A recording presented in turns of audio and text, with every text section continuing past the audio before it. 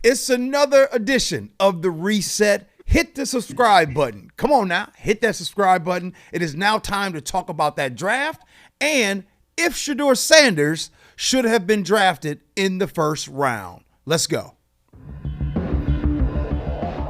It's the Reset with G. Scott. Cat Stokes, What up, what up? Brandon Mebane, 13-year career, Super Bowl champion, and retired. What you wearing today, Bang? Man, I got the Crenshaw hoodie on, man. Blue and gold. I represent. There it is. Yeah. There it Yes, is. sir. All right, we're going to get right into it. We are going to be talking about Shedeur Sanders. We are going to be talking about some predictions as far as the Seahawks only winning 7.5 games. But I want to start off with the first pick that the Seattle Seahawks picked in the first round, 18th pick. I liked it. The 12s liked it. Kat, did you like it? I loved it. Okay. Yeah, the 12's like we got what we wanted, and that's rare. Yeah. Being a 12 and the GM sitting at Look, the table. We wanted it. We wanted it. People predicted it, and we got it. And we got it. Come on. Bang. Come on, man. What you got? First pick, 18th, Gray Zabel, North Dakota State. What you got? I'm not in love with the pick, and this is the reason why I'm not in love with the pick. If we're going to the school that he went to, right? Let's look at the level of competition that he's seeing week in and week out, right? The level of competition. Let's just start with practice, right? Can we arguably sit up here and say, are any of those guys he went against in practice on his team are any type of first, second, third round, fourth round draft picks? Probably not, right? Okay, let's go to the games, right? The division that they're in, are they going against North Dakota State? Are they going against every week Big Ten, SEC, ACC, even my former conference, Pac-12, Pac-10? No, he's not going against that type of competition, right? Okay, so everybody fell in love with him at the All-Star game, at the Senior Bowl, right? The Senior Bowl, everybody had to understand the rules, right? When you're playing at these All-Star games, you're not playing against the rules, right? The rules are you can't run blitzes, you can't run stunts, right? You're playing it, you're practicing in an environment where it's set up like an NFL practice, right? Now he went against some guys that got drafted, right? Interior, he performed well with the one-on-ones, right? But if we're looking at the overall catalog that he went against, the level of competition, I don't think he went against the level of competition to give him worthy enough to put him as a first round draft pick. Now, I'm not sitting up here saying he's not a draft pick, but I wouldn't have picked him in the first round due to the fact that he didn't play against this type of competition that he's about to embark on week in and week out in the NFL. Even on his own team, he's about to see a level of competition that he never seen before. I want to see him in a position to where he got beat.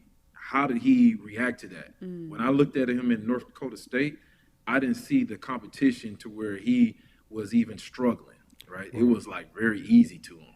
Well, That's what I'm going off of. Speaking of competition, I want to go out to the Buffalo Bills. The reigning MVP, their quarterback, Josh Allen, played his college ball at Wyoming. He got to the league, been a dog ever since. Can the same thing be said the way that Josh Allen is a dog in the NFL? Can't this guy from North Dakota State do that? Maybe, maybe not. But we got to look at it from a quarterback perspective, right? Josh Allen probably had all the intangibles, right, at quarterback. Now, quarterback and offensive line, defensive line, trenches play is just totally different, right? Excuse me.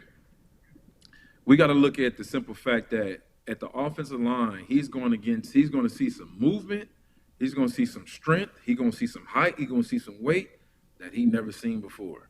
And if you look at him at North Dakota State, those guys, to me, they look like the competition he's playing against, those guys look all undersized, right? Now, he probably had, let's say 8 reps at one-on-one. He probably won all of them, right? You know, as far as like at pass protection, one-on-one at the Senior Bowl, right? Now, that's cool, but it still really don't tell the whole story. All right, I need more stories, right, of like me to feel confident to take him at the first round draft pick, right? Now you had him at offensive tackle at North Dakota State. Now he's playing guard. Those are two different positions, right? To me, I think a lot of times GMs try to find a diamond in the rough, right? Well, sometimes you just got to go with, visual what you see on film. But I thought that's what they was doing. I would assume that they would even offensive linemen. Like you remember Hutch. Hutch is one of the Steve Hutchinson is one of the consultants that was in there that's been co-signing on this guy, right? According to the film, he's been whooping ass. So your thing is he's whooping, but he's whooping against competition that's not like what he's gonna see. Hey, I'm gonna tell y'all this. I got a story right here. Tony McDaniel. He's gonna go against dudes like this. Tony McDaniel was so strong. A guy had his helmet on his head. Tony took he grabbed the guy's face mask. He ripped the face mask off the guy's head while the helmet was still on his head. He's gonna go against dudes like strong like that. Right? Shout out Big Amigo. Like, that's terrifying. Big Amigo, man. He gonna have to see guys like Red Bryant. Red was probably arguably the strongest dude on that team, and Red didn't even lift weights. It was just genetics. Red had come in the weight room with slippers on Thursday. We had our little rotation thing, right? Yeah. Mike Bennett did too. Mike Bennett was a mutant strength too. Red would go in the weight room with his slippers on, no socks, right? Do some curls and walk out the weight room and be the strongest dude on Sunday. Couldn't nobody block him. Now, genetic-wise, we talking about this dude coming from a background where his dad lifted a car motor out of a car with his bare hands by itself and put it on the ground. So, and then, he got to see some speed. You're going to go from the speed from the outside where you got to go against a Chris Clemens, a Cliff Averill, that they get in that three-point stance, right? And you look at that Chris Clemens, he going to throw that towel back. When he throw that towel back, it's on. It's on. Right? You're going to see that Cliff Averill, he going to come with that boxing tape on his hands, right? Yeah. And he put them hands down, he get them hands on you, oh, it's curtain, it's over. He ain't playing. Look here, Bang, you got you ain't told no story like this. You feeling it right now, boy. You feeling it. Hey, man, I'm trying to tell you, man. When you draft first, second round, those dudes are playing right now, right? So we have to be careful on putting guys out on the field too early because you can break their confidence, even with kids, right? You have to put them in certain situations where like this might be you athletic. But this might be too much competition for you right now. I want to build your confidence, right? Yeah. I want to build you up and then put you in there, right? Right. So we got to be careful with that. Well, before we go, we got 30 seconds. How did you finally get your confidence to ask Amina, your wife, on a date back in the day? Speaking of confidence. Hey, man, my confidence was on an all-time high. I had my chain on. I had my watch. I had a toothpick in my ear. Couldn't nobody tell me nothing, And so I was like, Big Red, I was in the club with him, and truck driver was with us. Clint McDonald, truck driver. And so I said, man, I think I know her. And Red was like, who are you talking about? I said, man, I know it. I said her whole name. You was at Ibiza? Everything. I was at Ibiza. Yeah. And Red was like, man, go talk to her. I said, man, I don't know. Red hit me, said, "Bang, go over there." So I went over there, snuck on her, man, snuck around over. Yeah. And I said, tapped her on the shoulder. Yeah. And how I was shining, I had my chain on, my watch. I'm like, man, she ain't gonna say no to me. Yeah. Right? Yeah. And she gave me her business card. She said, years later, she said, I'm scared. Time out. Wait, whoa. Time out. Yeah. Bruh. Yeah. She gave you a business card? She got game. Said, I like her. That's game. She didn't want you. She was in her second or first year of law school. Bro, she did not want you, though. If she gave you a business card, Amina did not want you. I need to get some business cards made. That's That's game. She said, if you ever get in legal trouble, call me. Game! Like, Game! yeah. So it took like 2 months, man. She was like, man, I ain't going on no date. She wasn't feeling you. And then she called around to, because we grew up with the same people. Okay. Like, people from elementary, high school, college. We know the same people, right? We used to pass by each other and didn't know, right? And we actually, it's funny, we found out that when we went to Vegas, we used to stay at the El Cortez Hotel. And her family used to stay at the El Cortez Hotel when they went to Vegas, right? Yeah. And it was just, small world, man. Small. All right. So I do like what the Seahawks did in the draft. Their second pick was out of South Carolina. Nick Amarori, freak athlete. I mean, safety. Right. Isn't he related to Cam? No, he's not related to Cam, but, there's some similarities between the two, considering he's 6'3", 220. But the dude ran a 4.3, 8.40. I mean, hey, watch this, Bang. His vertical was 43, my boy. 43. And his broad jump was 11. Now, he's a dog. Is there any pick that the Seahawks did make that you like, okay, Cat, I rock with that? I like the tight end from Miami, Elijah. I like him. Elijah Arroyo, okay. Why? Tell us why. I think he can block. I think he can stretch the field. He's very agile. He got good hands, catching the ball, and he got good hands to block, right? So he can do both. There's nothing that he can't do that you ask him to do. That he can do everything as you want in a tight end, right? You can motion him, you can move him. He can, like I said, he can stretch the field. You can go deep, right, in the middle of the field between them two safeties. You can put him in there, stretch the field, and you can use him. I think he'll be a great asset, a great weapon when it comes to the red zone, because that's where a lot of teams like to use their tight end mostly is in the red zone, right? Because the field shrunk.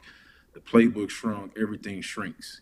It's that high red zone, low red zone. Great asset. Yeah. So you like that pick, no doubt. Right. Kat, did you like the quarterback pick? Third round, Jalen Milroe out of Alabama. By the way, Jalen Milroe, I guess, is related to S.A. Okay. That's Sean Alexander, everybody. Okay. Sean Alexander, S.A. Yeah. Okay, So cool. you didn't like that pick? I did like that. Did Sean Alexander announce that pick too? He did. Oh, He wow, did. that's crazy. Yeah. Okay. Yeah. I did. I mean, Nick Saban co-signed him, and I think it was an honest co-sign. He said he definitely has some skills that need to iron out, but he's perceived to have the strongest arm in the draft. Also, I'm biased. I like having a black quarterback, so I'm like, what it do? I know that don't matter on paper, but I like it. Now, so I'm assuming I don't know, but obviously Sam Darnold is the starting quarterback. Yeah. But Bang, what does it mean because potentially, and in college, these college coaches, they ain't got no problem with packages. You see what I'm saying? Especially talking about the red zone, putting in Taysom Hill down in New Orleans, putting them in packages.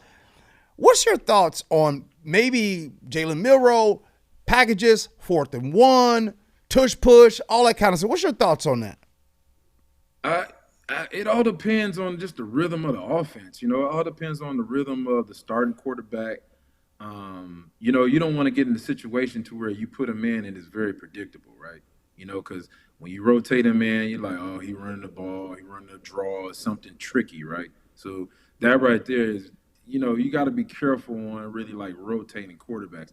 That's one position right there where you really don't want to really get into the rotating the quarterbacks, because every time he come in, it's something tricky, right? Or you don't want, him to get in and that might throw the other quarterback off, because quarterback, any position, especially a quarterback, it's all about rhythm. Mm-hmm. It's all about seeing, smelling, like communication, all that stuff. All that stuff matters. So I don't know, man. It's going to be tough to like really try to do that New Orleans style, rotating the quarterback. That worked for them, but what works for them might not work for you. I don't know. Okay, so right now, it just came out where they gave the predictions for each team in the NFL. And so in the NFC West, they had given predictions on what they would think would happen. I want to give you where they have the Seahawks. Right now, Cat, Bang, they got the Seahawks low-key last in the NFC West. And they are predicting the Seahawks, they got them at 7.5 wins this season.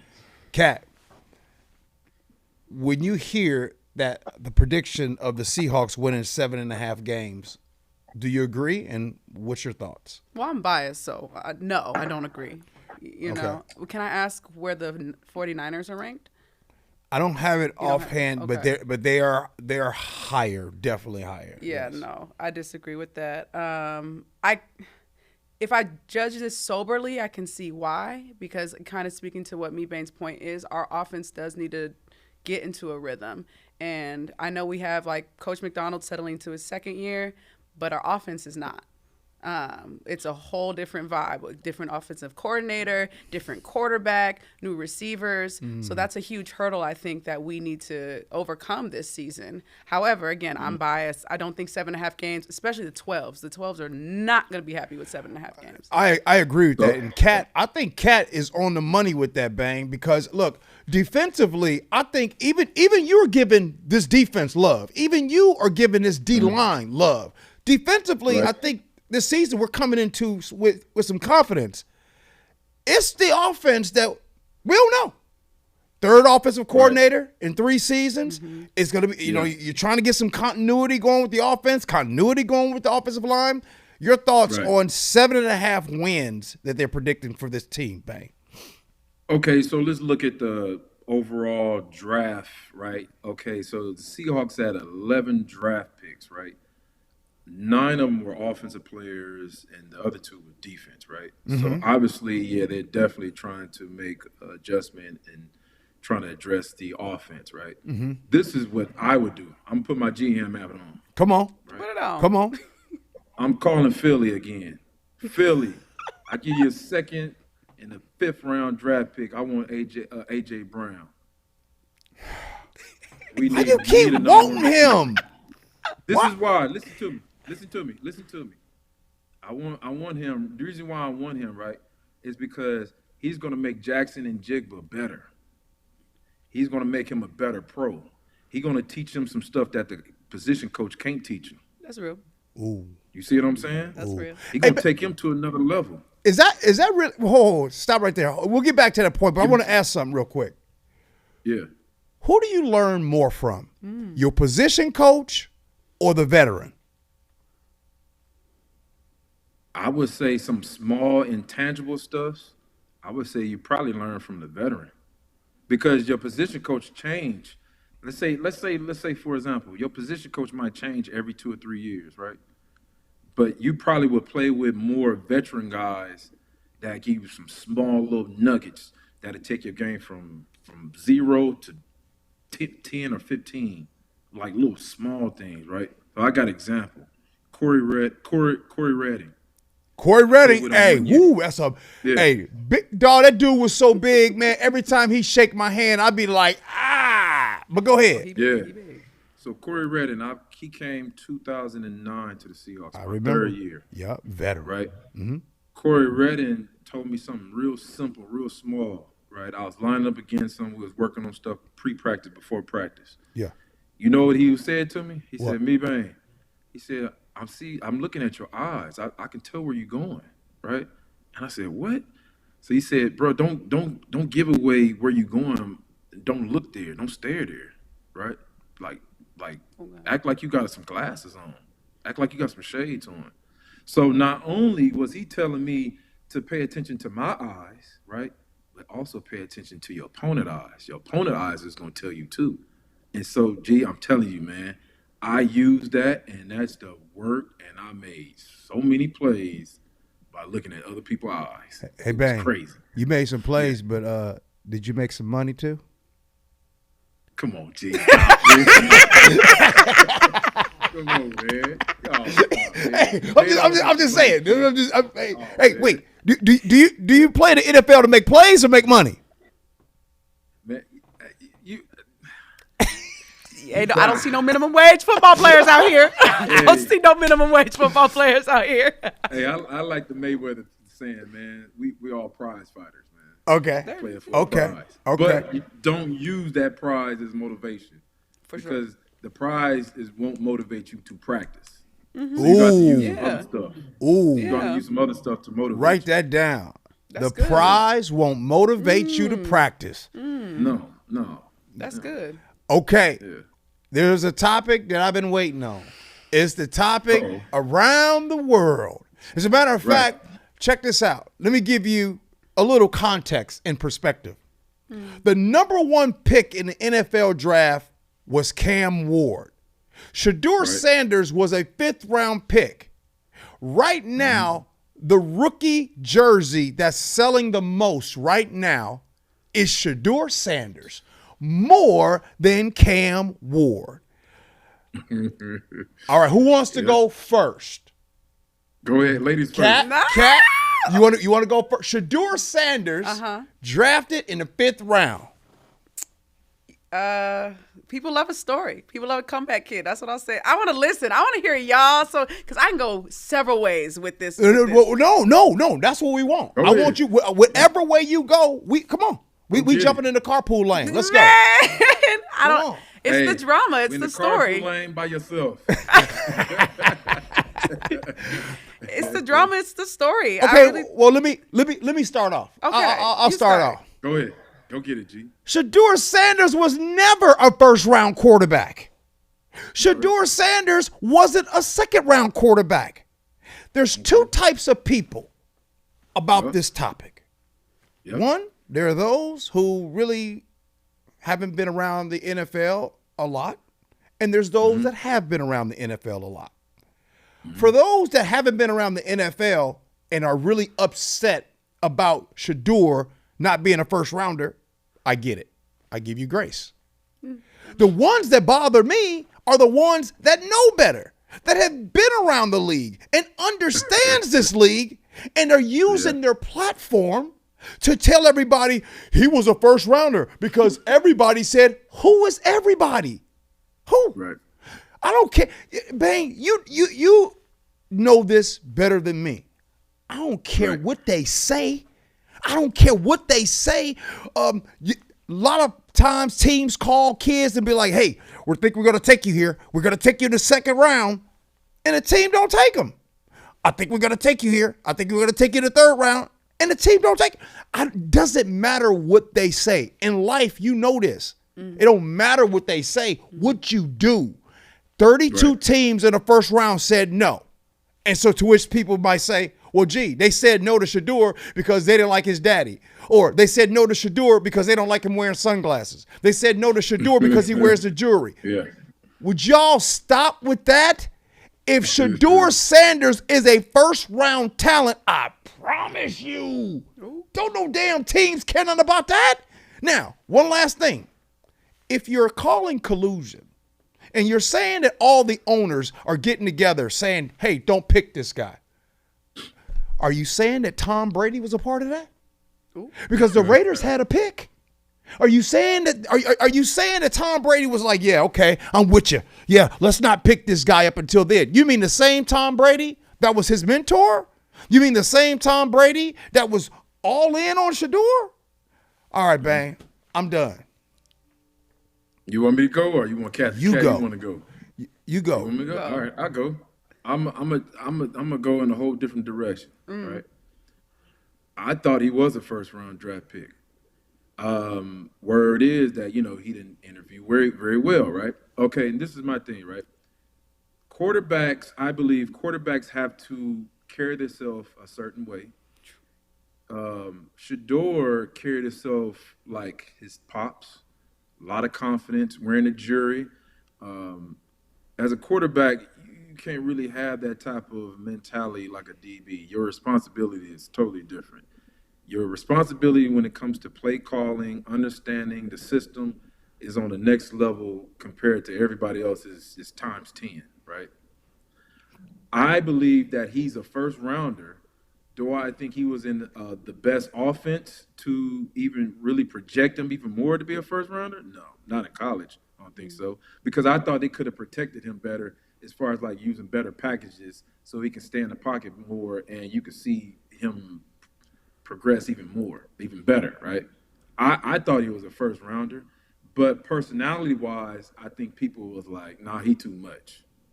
Because if you look at Cam Newton personality is different. I think Cam Newton I think he could still play in the NFL. But is Cam Newton is going to be really sit back and be a backup quarterback? No, Cam Newton a starter. But I don't think people can the position coaches are willing to adjust to his personality. Cam Newton got a personality is it's different. I'm not saying it's bad, but hey, it's what it is. I think he's a phenomenal quarterback. I think both Cam Newton and Shedeur is a phenomenal quarterback. But I just think their personalities, position coaches that don't look like them, they don't want to deal with them. So all right. Bane's on record saying he does think that Shedeur was a first rounder. So I want to make sure I got this straight. 32 teams said no in the first round. 32 teams said no in the second round. 32 teams said no in the third round. You mean to tell me that a first round talent went in the fifth because he wears jewelry, because he didn't do well in interviews? You mean the same National Football League, the same Pete Carroll that is always about always compete was like, nah, this dude in the jewelry. That's what you're saying, Bang? Yeah, yeah, man. You got to understand, man. When you pick a quarterback, that can make and break your team. And how they got the quarterback. I agree with that. I agree with that. Hence the reason why 32 teams said no in the first, second, third, and fourth round. But we got to understand this too. It was only like 3, maybe 4 teams that really, really needed a quarterback. True. Right. True. So if we look at from that standpoint, every team didn't need a quarterback. True. Right. When you drafting a quarterback in the first or second round, or any player in the first, second round, they not really. That's not no backup. They coming in to play right away. Sure. And a lot of teams were addressing needs that they need right now. Like, we have a starting quarterback. Do we have faith in our backup quarterback? Yeah, but we're going to bank on our starting quarterback, right? So the quarterback position is not a position to where you rotated that position, right? Sure. We need somebody to play right now. And a lot of teams were addressing picks right now. All right. We got less than 2 minutes.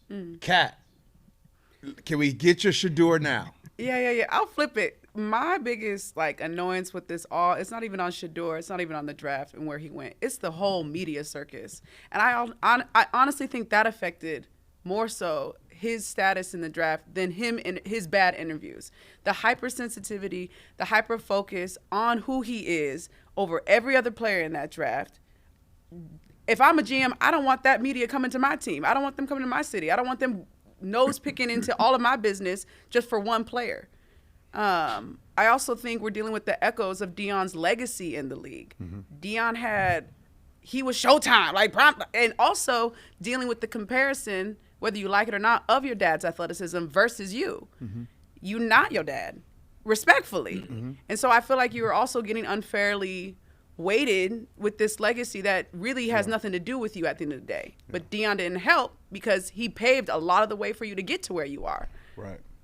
Well, I don't know what Shadour Sanders, as in Prime, has done, but obviously somebody sent me something of Prime's, and I went to go look at it, and I found out I was blocked. So Prime got me blocked as well. I don't know. Hey, and by the way, hey, all you people, I'm not even following you, Prime, and some of y'all other folks that blocked me too. I'm not even following you, and you blocked me, but that's cool. But let me just say this, Bang. The one problem is for the first time in Shedeur's life, his daddy has not been able to control his destiny. You remember, this is the same Prime that said what he would do if he went to this team or that team. And by the way, the Cleveland Browns was one of them. But if you guys go back to history, and I don't want you to think that I'm making this up because you can look this up as I'm saying this in real time, Do you remember when Dion built the school down in Dallas so he could have a place for his son to play? Do y'all remember that? Right. Where's that school at today? That school closed down. Do you remember after that he wasn't getting all the power D1 offers? What did Dion do? He went to Jackson State. After Jackson State, he got Colorado. And by the way, I'm not faulting Dion. Dion has a cult going. Anything Dion says and does, people just, oh, Lord. It reminds me of my grandmama in the church from time to time. Gave all her time, would take the bus. Man. Huh? Hey, Dion, that dude. Dion is Dion's that dude. People are still Dion. Shedeur is not Dion. So the problem is people are taking that Dion juice and putting it on Shedeur. Here's the last thing I'll say. Oh, by the way, they retired his jersey there. Yeah. Here's the last thing. This is it. We gonna see that Shadour Sanders has not had to compete. He now has to compete in the NFL. Is he going to do well by that? And by the way, shout out to you parents out there. Sometimes it's okay to let your kid fail. It's good for him. Yeah. Sometimes when you hold them along the way and you wait till later in life and for life to get ready to tell them no, it hurts. Hey, man, I think Shedeur going to win that battle, man. That dude is a competitor, man. Okay. I believe in that dude. I do too, yeah. I think he'll win that battle. Bang, you know what, man? That's a good position. That's a good position that he's in. Yeah. He's in a great position to where if they give him the reps, I believe he's going to prevail and he's going to win that battle. Can we make a deal? I think so. Can we make a deal? Okay. If Shedeur doesn't do like you think he's going to do, I need you, Bane, and Kat to apologize to me on this show. I got you. That's no problem. I'll admit when I'm wrong. No problem. Man, I got you. I mean, you got a cow hoodie on? No, you got Crenshaw hoodie. Is that Crenshaw? Come on, man. With the cow colors, though. That's hard. That's hard. No. This Crenshaw color is royal blue and gold. Yeah. Blue and gold, isn't that cow? We got to go. This is like it. Navy. We got to go. Bang, any last words before we go? We got to go. Man, you know, I got a story, man. But I don't think we got time for it. We got to hold it for next week, Bang. All right, I'll hold it for next week. All right, I got next you. week. Cat Stokes. I got you. Hey. But by the way, I'm gonna say it right now. Cat Stokes, your wardrobe been killing it lately. Hey, Cat Stokes, what changed? How'd the game change up on him? Man, the sun came out. I promise you. Like, when the sun come out in Seattle, you know, I start dressing different. When it's cold, though, I'm going to be in that hoodie. I promise you. Yeah. All right. We got to roll. Hey, we'll do this again. Make sure you hit the subscribe button. We'll be back next week. Cat Stokes, Brandon Mebane. I'm G. Scott. Appreciate you rocking with us. Love you for that. And as always, be kind.